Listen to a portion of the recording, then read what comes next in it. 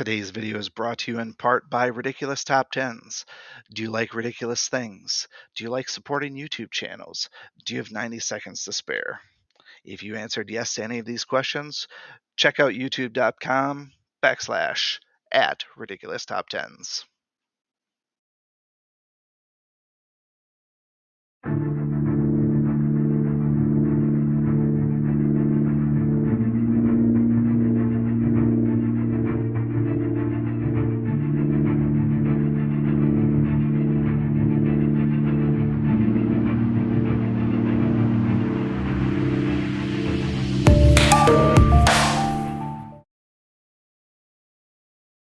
Good afternoon, my Dungeon Boss brethren. It is another FADD Friday.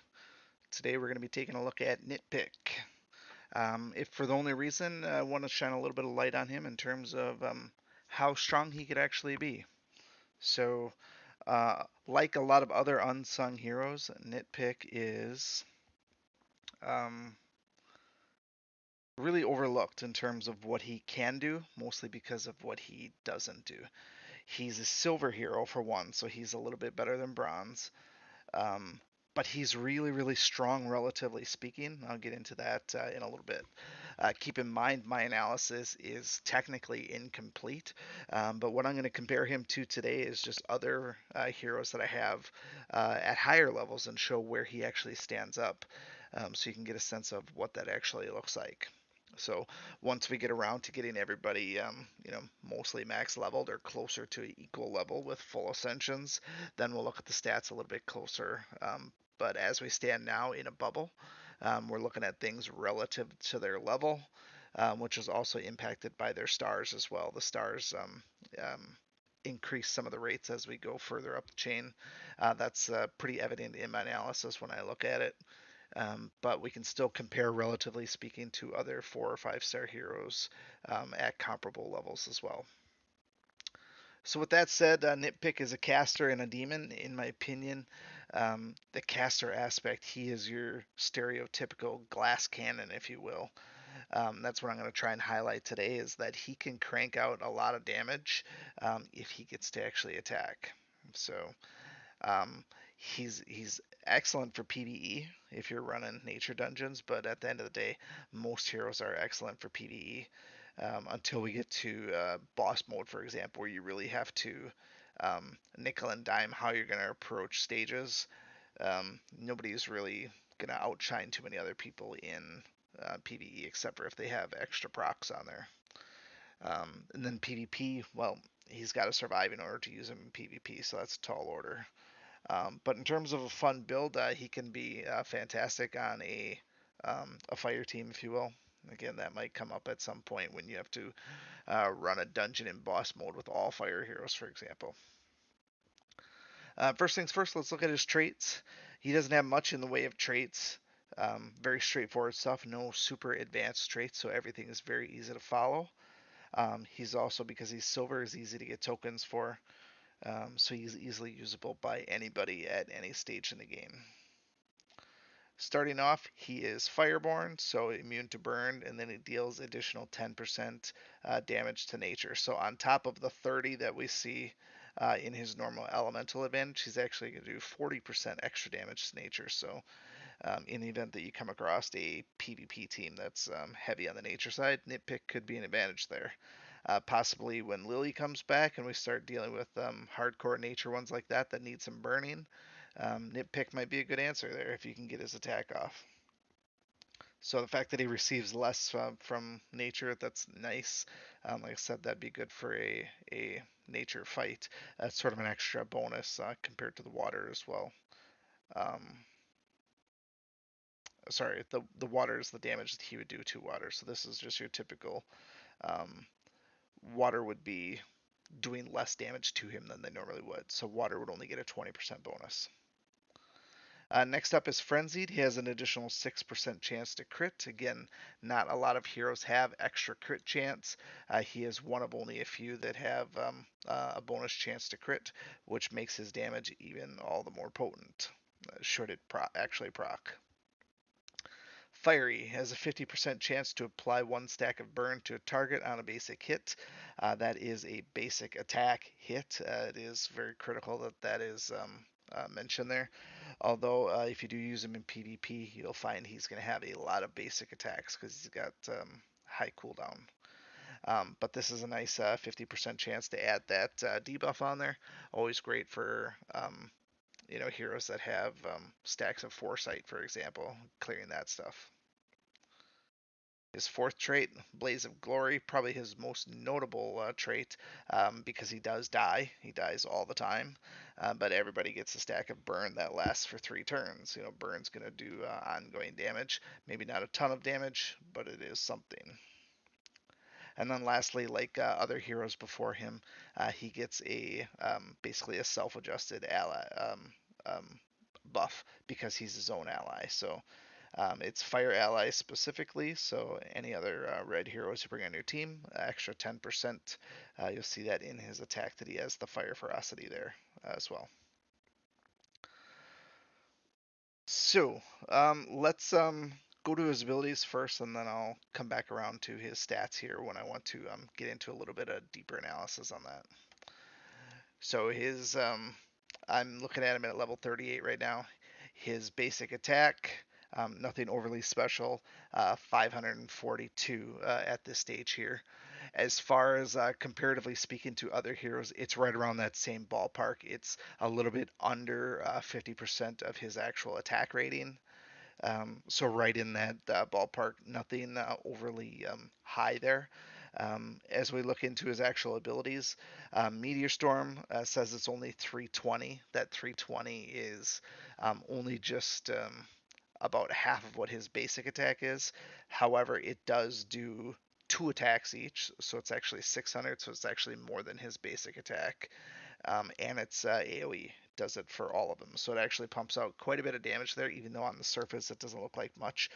Keep in mind it is 2 actual hits there. And then look at the stacks. You get stack of burn 3 turns, and stun for 2 turns if you crit. That stun can be pretty awesome if it actually hits. We know that Nitpick does have an additional chance to crit, so that's a great one to have if it actually does proc. I wouldn't rely on it though. I would rely on the burn instead.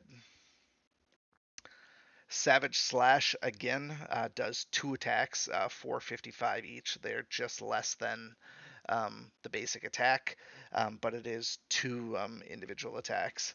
And then just so it's not an actual trait of his, but if you look at that, it does extra damage to non-armored enemies. I've already mentioned in a previous video that there's more non-armored enemies than actual enemies. So whip this thing out against someone like Willow Swift, for example, you get 2 times damage.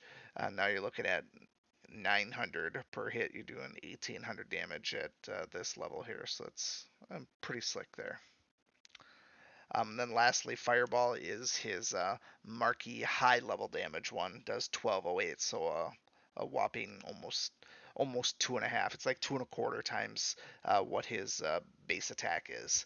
On top of that, it also does 20% splash damage. So in this case here, that's going to be not much, but it is extra damage there. That'll end up being, let's see, 200 some extra damage to other ones. The most important thing about this is anytime you get AoE damage, especially like splash damage, it's a good way to pop those shields that they might have from other tanks, if you will. So splash damage, it's a relatively low impact amount of damage, but it's enough to hit all of them versus wasting an entire high potency attack to break those shields. I always like to use basic attacks, but this is a perfect way to actually break it. Again, this applies 3 stacks of burn, so you can see the basic premise with Nitpick is to burn, burn, burn, burn.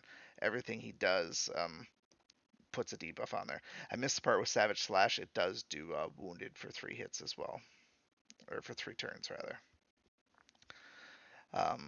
So his overall, like his attacks, like I said, they look a little bit lower on the surface, but because a bunch of them are doing multiple attacks or have extra procs to them, they actually do quite a bit of damage. And so with that said, let's go back a click to look at his actual stats, and I'll tell you how he compares a little bit to start with. So his attack right now it's very modest. He's level 38. It's right about 1200. I worked out some math on this in terms of where he'd fall. Currently, he's getting 40% hero star and then 10% fire ferocity. When he gets up to 6 star, um, that's going to put him at roughly 1700. He's going to get 100% bonus for 6 stars, and then the extra 10%. It's going to be about 110% extra. That puts him at about, like I said, 1700 when you actually calculate it out. What does that actually mean? What does 1700 mean? Well, let's look at some of my other damage dealers, for example. So if I pull up um, Torchy, for example. Torchy, in my case, I'm not going to pull them up. I'm here. I'm just looking at my note sheet. Torchy is currently level 55 for me and 6 stars. 55 and 6 stars. His attack is 1765. So this is not leveling up Nitpick. So just adding in the star bonus to 6 star, I said was going to get him to 1700 at level 38. So Torchy is 55 compared to 38. That is a massive level disparity. So if we think of bringing Nitpick up to level 55 with Torchy, and he's going to blow Torchy out of the water. The reason I bring up Torchy, for example, is he's one of my heroes right now that is higher leveled and is showing a high level attack to their level correspondence right now. Not the highest. Currently the lowest, one of the lowest out of the 6 stars heroes that I actually have. Um, but additional comparison, Black Diamond, for example, I have is 6 stars. She's level 46. Her attack is 1764. So again, almost 10 levels higher than Nitpick, and Nitpick would be matching that attack just by leveling to 6 stars at this point here. So currently, going to put up some pretty decent numbers there. Now I don't have the actual numbers what that would amount to in terms of the actual attack because I don't know what it'd be exactly. But if I ballpark it, and it is just a ballpark, don't quote me on this. If I were to go 1700 for him right now, that would put his attack level at a whopping 44 times what his level is. So yeah, it'd be pretty big stuff here. So it would certainly be the highest ratio out of everybody I have at the moment. Now I assume there might be some other warriors and some other people that have higher damage to level ratios, but Nitpick certainly is getting up there. I would like to revisit him again once I get a bunch of heroes at least at a similar level and all 6 stars just to compare them. But we're a ways off on that. But I did want to show that Nitpick is, you know, he may not necessarily be a joke. If you've ever gone up against him and gotten smoked or burned into oblivion, this might give you a little bit of a clarification why. Now, as far as all that goes, his attack is great. Yes, awesome, fabulous. That's what we want to see, right? But remember what I said. He is your typical um, glass cannon type hero. So if I were to look at his defense, for example, um, not exactly in the same boat, if you will. His defense is quite low. Like we're talking like in the bottom like 10, and that's considering all the people that I barely leveled up at all. His defense is one of the worst in the entire game. He's not meant to get hit. When he gets hit, he dies. So he's very, very weak in defense. I currently have him ranked ratio wise 58 out of 72. Very, very, very low. So not bottom 10 exactly, but pretty close. When I look at his health again is nothing to write home about either. He will have a little bit better health than some just because he's got stars compared to other heroes. But his health, he's currently in my spot here. Health compared to his level is ranked 67 out of or 68. 68 out of 72. Sorry, 66 out of 72. Sorry, I have a header column in my Excel spreadsheet. Very, very, very weak health and defense. So you know that if he gets hit, particularly by a water hero, he's toasted. So you'll need to do something to ensure that he gets his attack off. Generally, that's going to mean going against a team that's not fast. Certainly not a Rayla team. He will not survive against a Rayla team. But like I said, going against an all nature team, if that happens to come up, he does stand a chance. My suggestion would ultimately be, because he's got the lowest defense and the lowest health, AI is likely going to target him every single time except for um, in the instance of elemental deficiency. Nature teams wouldn't want to fight him if they don't have to. My recommendation would be to use Zen to give him some protection, and then have him as your first damage dealer. And then after that, good luck, find two other heroes.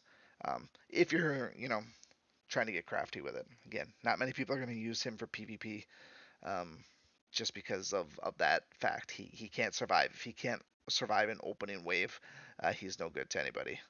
I did want to mention as well, remember, high cooldown. His primary ability, 8 turns. You're only using that once. Savage Slash is a little bit better at 3, and then Fireball is right back up there with 6. So he's basically a one and done.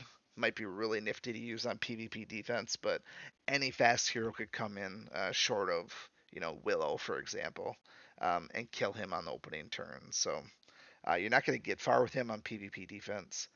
Like I said, when it comes down to using all fire heroes for maybe a boss mode dungeon, maybe give him a chance, and he might surprise you.